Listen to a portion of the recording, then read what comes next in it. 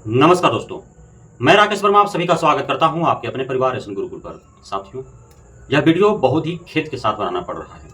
मैंने बार बार कई वीडियो के माध्यम से सरकार और विभाग को अवगत कराते रहा हूं, उन्हें आगाह करते रहा हूं कि कहीं ऐसा ना हो कि एसएसके के पाठक के जिद और हठधर्मिता के कारण पुनः अप्रैल में जून माह में जिस प्रकार से जनवरी में अत्यधिक ठंड के कारण सैकड़ों शिक्षक शिक्षिकाएं छात्र छात्राएं बेहोश हुए, बीमार पड़े, दर्जनों छात्र छात्राओं की मृत्यु हुई, वही इतिहास पुनः अत्यधिक गर्मी के कारण भी न दोहरा जाए। और हालात वैसा उत्पन्न हो ही गया अंततः। मुझे खेद है कि एसएसके के पाठक इस प्रकार के आखिर क्यों रवैया अपना रहे हैं। शत्रुतापूर्ण भाव शिक्षक शिक्षिकाओं छात्र छात्राओं के साथ क्यों वे पाले रखे हैं। क्यों आखिर उनके अंदर इतना निर्लजता, निर्ममता, निष्ठुरता, निरंकुशता, क्यों आखिर उनके अंदर इतना अमानवीयता भरा हुआ है। बार बार इस प्रकार की घटनाएं घट रही हैं, बावजूद इसके एसएसके के पाठक का जमीर नहीं जाग रहा है। एसएसके के पाठक के अंदर की मानवता नहीं उत्पन्न हो रही है। एसएसके के पाठक के अंदर की ममता नहीं जाग रही है। आखिर क्यों? और साथ ही जब शिक्षा मंत्री, मुख्यमंत्री, उप मुख्यमंत्री, राज्यपाल बेहतर हालात को समझ पा रहे हैं, बावजूद इसके आखिर क्यों वे अपने शक्ति का उपयोग नहीं कर पा रहे हैं। क्यों एसएसके के पाठक जैसे निर्लज, निर्मम, निष्ठुर, निरंकुश, आतताई अपर मुख्य सचिव को वे पदच्युत नहीं कर देते हैं, पदमुक्त नहीं कर देते हैं। आखिर क्यों? सोचने और समझने वाली बात है। आखिर पुनः घटना घट ही गई जिसका डर था।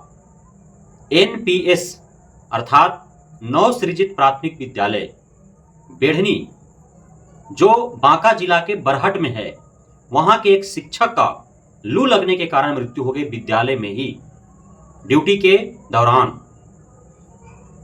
हतप्रभ हैं पूरे छात्र छात्राएं और वहां के जो ग्रामीण है वे इसे देख करके।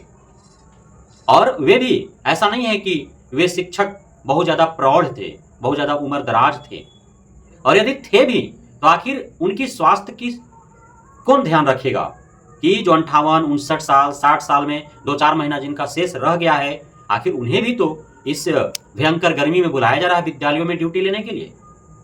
आखिर वे भी तो आ रहे हैं ना विद्यालयों में, जब मात्र 2 घंटे का कक्षा आयोजित हो रहा है। 8 से 10 मिशन दक्ष के तहत और विशेष कक्षा का आयोजन किया जा रहा है। 2 घंटा के लिए ही सही पर आना तो पड़ रहा है ना शिक्षक शिक्षिकाओं का, चाहे वे जिस भी उम्र के पड़ाव पर दहलीज पर खड़े हों, चाहे वो जहां के भी हो, जिस भी परिस्थिति में हो, भले वो महिला हो, पुरुष हो, भले वो गर्भवती महिला शिक्षिका हो या फिर दुधमुहा बच्चे के साथ आना पड़ रहा हो, इस तेज धूप लहर गर्मी में आना तो पड़ रहा है ना उन्हें। भले ही वे शिक्षक शिक्षिकाएं अपने बूढ़े माँ बाप, बूढ़े सास ससुर को उनके उन्हीं के हालात पर छोड़ करके विद्यालय आ रहे हों, लेकिन आना तो पड़ रहा है ना। आखिर ये जो जाने जा रही है, ये जो बलि पड़ रहे हैं शिक्षा सुधार के लिए, आखिर इसकी जवाबदेही कौन लेगा? क्या एसएसके के पाठक इसकी जवाबदेही लेते हुए नैतिकता के आधार पर वे पद से क्या वे खुद को त्यागपत्र दे देंगे? क्या वो पद त्याग देंगे?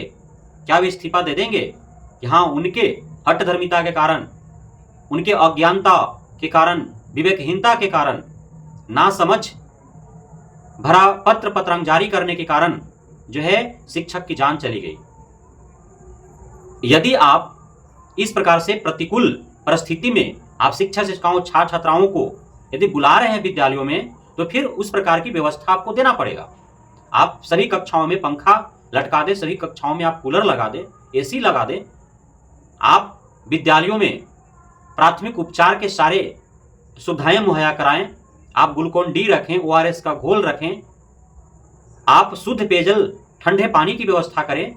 लेकिन कुछ नहीं, आप इस प्रतिकूल परिस्थिति में आपने सिर्फ पढ़ने और पढ़ाने के लिए छात्र छात्राओं, शिक्षक शिक्षिकाओं के लिए को तो बुला लिया विद्यालयों में, लेकिन आखिर उस हालात से जूझने के लिए, इस प्रतिकूल परिस्थिति से जूझने के लिए न तो उन्हें विशेष ट्रेनिंग आपने दिया है कि किस प्रकार से लू से बचने हैं, और न ही इस तपती, आग उगलती, दहकती हुई इस पूरे वातावरण से निपटने और लू से जूझने के लिए आप किसी प्रकार के कोई साधन संसाधन विशेष रूप से छात्र छात्राओं शिक्षक शिक्षिकाओं को मुहैया करा है विद्यालयों में? ठंडा पानी भी नहीं है पीने के लिए विद्यालयों में। टंकी जो आपने बैठाया है वह तो गर्म हो जा रही है सुबह सवेरे ही। बार बार जो है वो करंट रहता नहीं है, लाइन रहते नहीं है कि जब पानी पीना हो तब वो मोटर चालू करेंगे और शीतल पेय जो है वो ग्लास में भर करके पी लेंगे, क्योंकि जब तेज लहरें चल रही होती हैं दोपहर में तो बिजली काट दी जाती है। तो इन सभी चीजों का ध्यान कौन रखेगा आखिर? सिर्फ विद्यालयों में, चाहे विद्यालय जैसा भी हो, और विद्यालय पूरे बिहार भर में आधे विद्यालय तो कैसे चल रहे हैं? आधे विद्यालयों में न तो बैठने के लिए सही जगह है, न भवन है, कहीं जो है वो पुआल के, कहीं सर के काशी के झोपड़ी बना करके चल रहे हैं, कहीं टीन के करकट में चल रहे हैं, कहीं अल्बेस्टस में चल रहे हैं, कहीं किसी के ढाबे में चल रहे हैं, कहीं खुले ढाबे में लहर लग रहा है, बच्चों को पढ़ाई हो रहा है, पेड़ पौधों के नीचे पढ़ाई हो रहा है। भवन भी हैं, बड़े बड़े भवन भी कहीं बने हैं तो वहां पे जो है बिजली नहीं पहुंचा है, बिजली पहुंचा भी है तो पंखे नहीं है, पंखे हैं भी तो खराब पड़े हुए हैं।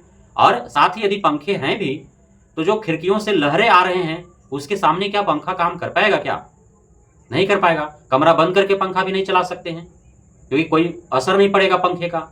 तो इतना तेज धूप है, गर्मी है, लहर चल रहा है, तो इस बीच जो है पठन पाठन का कार्य कैसे संभव हो पाएगा? आप तुलना यदि निजी विद्यालयों से करते हैं तो एक चौक चौराहे पे चल रहे छोटे से छोटे निजी विद्यालय में भी सुविधा वहां पे प्रदान किए जाते हैं विद्यालय प्रबंधक के द्वारा। छोटे छोटे कमरे होते हैं, दो दो पंखा लगे होते हैं।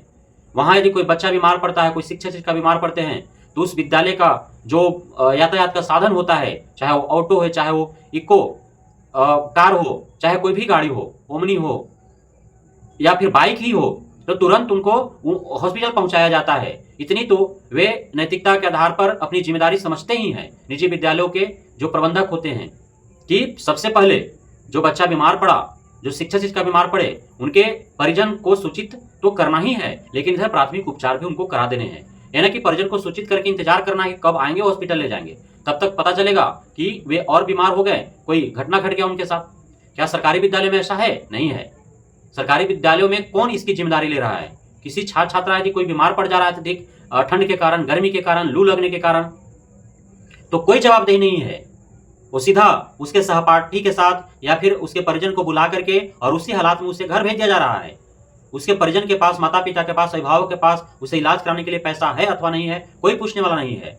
वो इलाज कराएंगे नहीं कराएंगे, हो सकता है विद्यालय घर से 3 किलोमीटर 5 किलोमीटर की दूरी पर हो और उसे वहां से भेज दिया गया उसी बीमारी के हालात में बिना फर्स्ट एड करवाए हुए, तो हो सकता है रास्ता में ही वो दम तोड़ दे। ऐसा भी तो हो सकता है ना। जब विद्यालय के अंदर बैठे बैठे जब शिक्षक दम तोड़ दे रहे हैं, इतनी अत्यधिक गर्मी है, लू चल रहे हैं, किसी के साथ ऐसा हो सकता है, चाहे वह युवा हो या बुजुर्ग हो या बच्चा हो या प्रौढ़ हो, बालिक हो नाबालिग हो, महिला हो पुरुष हो, किसी के पास किसी के साथ एक घटना घट सकती है। ये मौसम किसी को नहीं पहचानता है, चाहे वो शीतलहर हो या फिर गर्म लहरें हो, चाहे वो ठंड हो या गर्मी हो, ये किसी को चिंता नहीं है, पहचानता नहीं है। यह किसी को भी अपने चपेट में ले सकता है। तो यह जो घटना घटा बांका जिला के बरहट के बेढ़नी विद्यालय, जो नवसृजित प्राथमिक विद्यालय है, वहां के शिक्षक की जो मृत्यु हुई है, जिस प्रकार से खबरें आ रही हैं, यदि यह सत्य है तो यह शर्मसार कर देने वाली है। और अब कम से कम शिक्षा विभाग को इससे सबक लेते हुए और 15 अप्रैल तक प्रारंभिक दौर में, प्रारंभिक चरण में गर्मी की छुट्टी दे देनी चाहिए पूर्णतः। जान बचेगा शिक्षक शिक्षिका का, तभी वो पढ़ा पाएंगे, और छात्र छात्राएं बचेंगे तभी वो पढ़ पाएंगे। अन्यथा शिक्षा सुधार के आड़ में जो बलिदान लिए जा रहे हैं छात्र छात्राओं शिक्षक शिक्षिकाओं का, यह बिहार के लिए शर्मसार कर देने वाला है। बिहार सरकार, शिक्षा मंत्रालय, शिक्षा मंत्री, मुख्यमंत्री, उप मुख्यमंत्री, राज्यपाल को इस पर संज्ञान लेते हुए और वे अपने कलम की शक्ति का इस्तेमाल करते हुए एसएससी के पाठक के द्वारा जो गर्मी की छुट्टी में भी विद्यालय खुले रखने का जो आदेश है उसे निरस्त करते हुए और सभी शिक्षक शिक्षिकाओं छात्र छात्राओं को प्रारंभिक दौर में 15 मई तक जो है पूर्णतः गर्मी की छुट्टी दे देनी चाहिए। अन्यथा शिक्षक शिक्षिकाओं के द्वारा माननीय हाईकोर्ट के दरवाजे खटखटाने पड़ेंगे या फिर उन्हें आंदोलन पर उतारू होना पड़ेगा। कितने को बलि देंगे शिक्षक शिक्षिका या छात्र छात्राएं? अभिभावकगण कितने अपने बच्चों को बलि देंगे? कितने शिक्षक हम खोएंगे? इसलिए अब जो है मोर्चा खुद ही शिक्षक शिक्षिकाओं छात्र छात्राओं अभिभावकों को संभालना होगा। यदि मुख्यमंत्री, उप मुख्यमंत्री, शिक्षा मंत्री, राज्यपाल नहीं कुछ करते हैं तो बहुत बहुत धन्यवाद आप सभी साथियों का हमारे साथ जुड़े रहने के लिए, बने रहने के लिए, इतना प्यार देने के लिए, हम पे भरोसा बना रखने के लिए। जय हिंद।